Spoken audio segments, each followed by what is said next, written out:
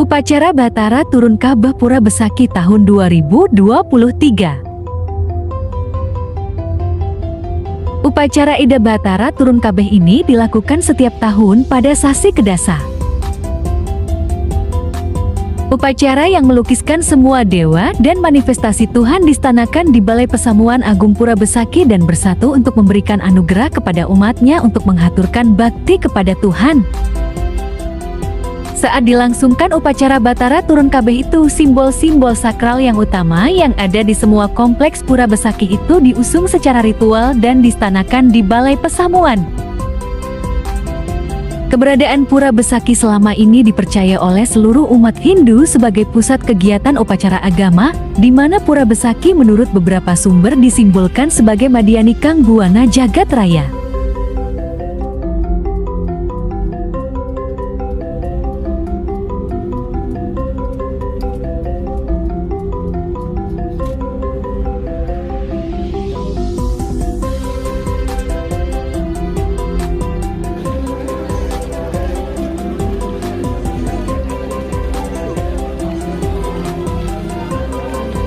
Tahun ini, para pemedek yang tampil ke Pura Besaki dapat melihat kawasan Pura Besaki yang sudah dirapikan dan dilengkapi beragam fasilitas yang ditujukan menunjang kenyamanan umat untuk bersembahyang.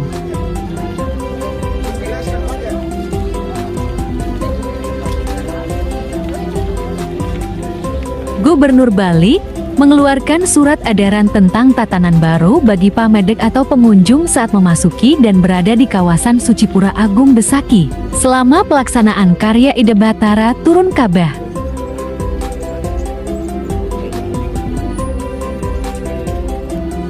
Tatanan baru yang mengatur pamedek atau pengunjung sebagai implementasi visi Nangon Satkertiloka Bali melalui pola pembangunan semesta berencana menuju Bali era baru, sehingga tercipta kelancaran, kenyamanan, keamanan, ketertiban, keselamatan, kebersihan, dan keindahan dalam rangka mendukung pelaksanaan karya Ida Batara Turun Ka'bah di Pura Agung Besaki.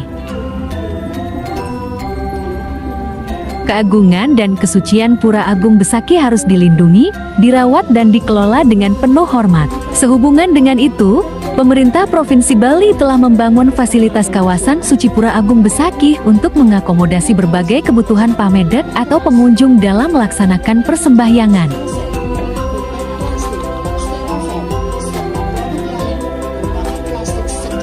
Pura Agung Besaki juga disebut hulu kerajaan Bali, sekaligus juga pusat dunia. Karena itu, Besaki pada masa kerajaan Bali kuno dikategorikan sebagai kawasan suci tempat memohon kerahayuan hidup atau basuki.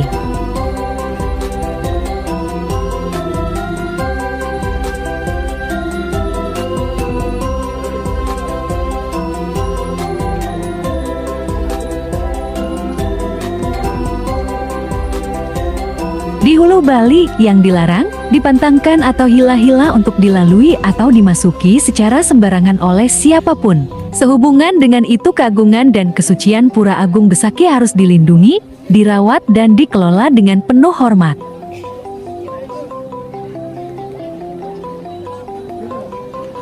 Kompleks Pura Besaki dibangun berdasarkan keseimbangan alam dalam konsep Trihita Karana, di mana penataannya disesuaikan berdasarkan arah mata angin agar struktur bangunannya dapat mewakili alam sebagai simbolisme adanya keseimbangan tersebut.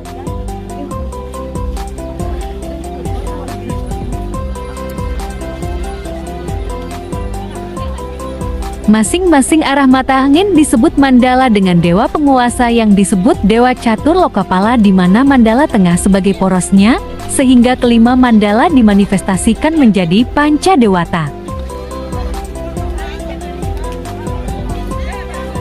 Penjabaran struktur bangunan Pura Besaki berdasarkan konsep arah mata angin tersebut sebagai berikut.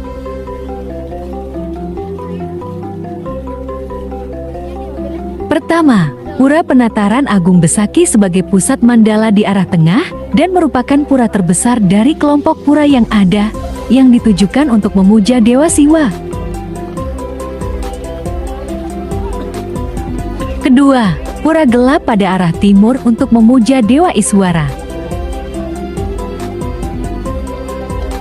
Ketiga, Pura Kiduling Kretek pada arah selatan untuk memuja Dewa Brahma. Keempat, Pura Ulun Kulkul pada arah barat untuk memuja Dewa Mahadewa. Kelima, Pura Batu Madit pada arah utara untuk memuja Dewa Wisnu.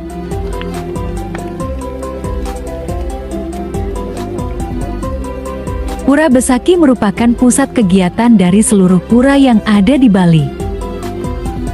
Inilah asal mulanya ada Besaki. Sebelum ada apa-apa hanya terdapat kayu-kayuan serta hutan belantara di tempat itu. Demikian pula sebelum ada Segara Rupak Selat Bali. Pulau Bali dan Pulau Jawa dahulu masih menjadi satu dan belum dipisahkan oleh laut. Pulau itu panjang dan bernama Pulau Dawa. Di Jawa Timur yaitu di Gunung Rawang sekarang dikenal dengan nama Gunung Raung ada seorang yogi atau pertapa yang bernama Resi Markandeya. Beliau berasal dari Hindustan Hindia. Oleh para pengiring-pengiringnya disebut Batara Giri Rawang karena kesucian rohani, kecakapan, dan kebijaksanaannya Sakti Sidi Ngucap. Pada mulanya Sang Yogi Markandeya bertapa di Gunung Demulung, kemudian pindah ke Gunung Hyang. Konon Gunung Hyang itu adalah Gunung Dieng di Jawa Tengah. Sekian lamanya beliau bertapa di sana, mendapat titah dari Hyang Widiwasa agar beliau dan para pengikutnya merabas hutan di Pulau Dawa setelah selesai, agar tanah itu dibagi-bagikan kepada para pengikutnya. Sang Yogi Markandeya melaksanakan titah itu dan segera berangkat ke arah timur bersama para pengiring-pengiringnya kurang lebih sejumlah 8.000 orang. Setelah tiba di tempat yang dituju, Sang Yogi Markandeya menyuruh semua para pengiringnya bekerja merabas hutan belantara.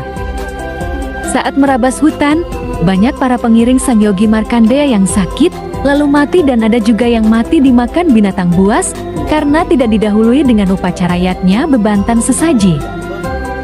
Kemudian perabasan hutan dihentikan dan Sang Yogi Markandeya kembali lagi ke tempat pertapaannya semula, konon ke Gunung Raung di Jawa Timur. Selama beberapa waktu Sang Yogi Markandeya tinggal di Gunung Raung.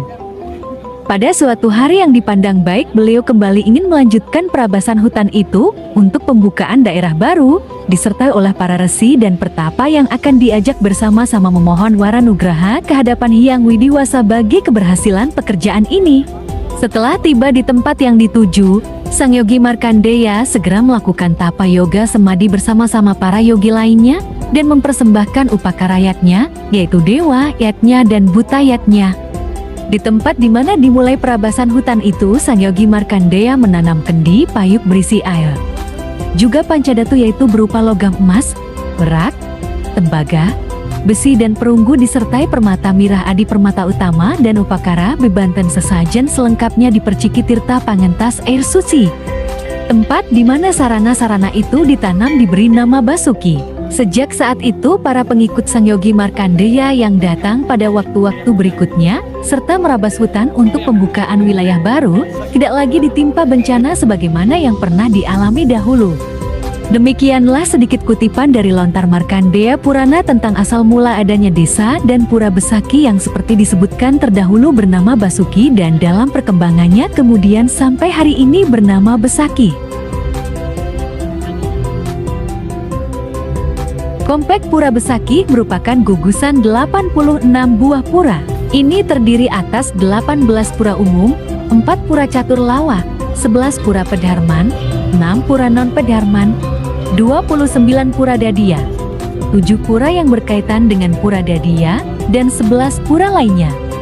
Pura yang termasuk dalam jajaran Sormandala yang terkenal dengan sebutan Soring Ambal-Ambal yaitu: pertama, Pura Dalam Puri, Stana Ida Batara Siwa dengan manifestasinya sebagai Batari Duge. Kedua, Pura Titik Gonggang Marga 3, sebagai tempat berstananya Sang Suratma, pencatat segala perbuatan. Ketiga, Pura Manik Mas, Stana Ida Batara Sangkara. Keempat, Pura Tegal Penangsaran, sebagai tempat berstananya Sang Jogor Manik, tempat mengadili roh-roh. Kelima, Pura Prajapati atau Jenggala, Stana Hyang Panca Mahabuta. Pura yang termasuk dalam jajaran Madya Mandala yaitu: pertama, Pura Basukihan Pusejagat, sebagai sentral Pancadatu di wilayah Besaki, Stana Ida Batara Hyang Basuki manifestasi saktinya Batara Wisnu. Kedua, Pura Banuwakawan, Stana Batari Sri selaku Dewi Amarta. Ketiga, Pura Banuwakangin Merajan Kangin, Stana Ida Batara Rambut Prada Sri Sedana, sebagai dewa penguasa kekayaan.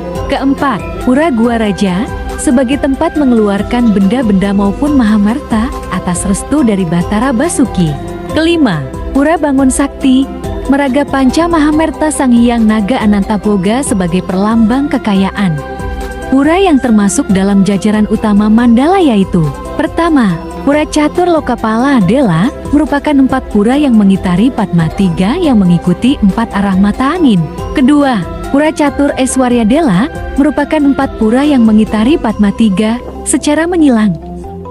Ketiga, Pura Catur Lawa merupakan 4 pura yang mengitari Padma 3 sebagai penyade Pura Catur Lokapala. Keempat, Pura Penataran Agung, tempat pelinggih Padma 3 yang berada di tengah-tengah Utamaning Mandala.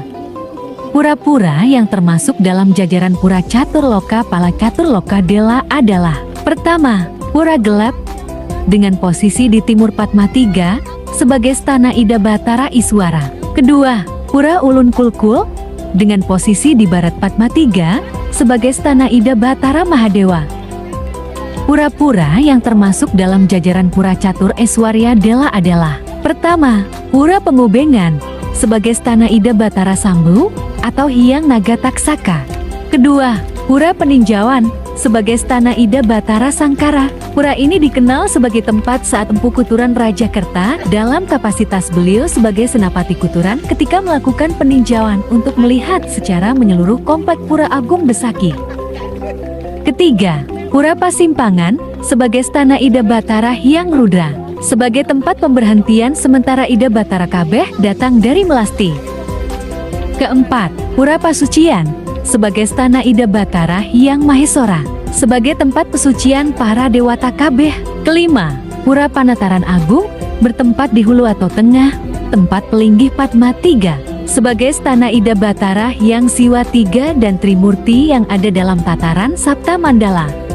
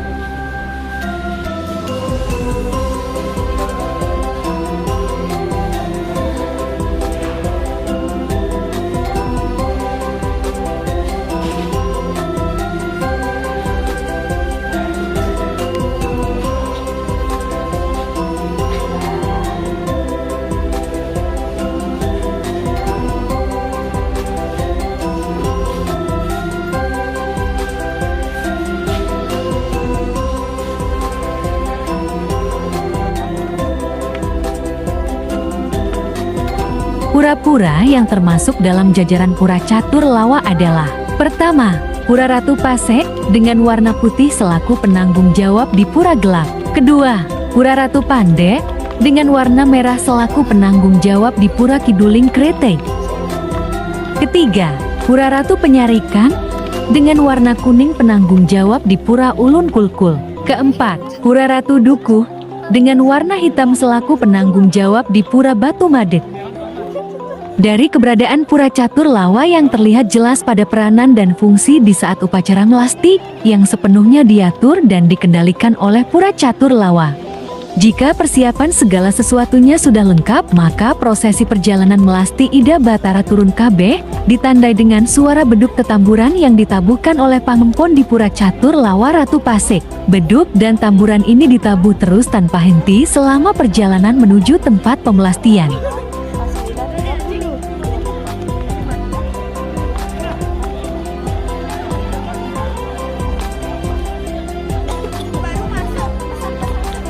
Karya Ida Bathara turun KB di Pura Agung Besakih dilaksanakan setahun sekali. Puncak karya dilaksanakan pada Purnama Kadasa, yakni Rabu 5 April 2023.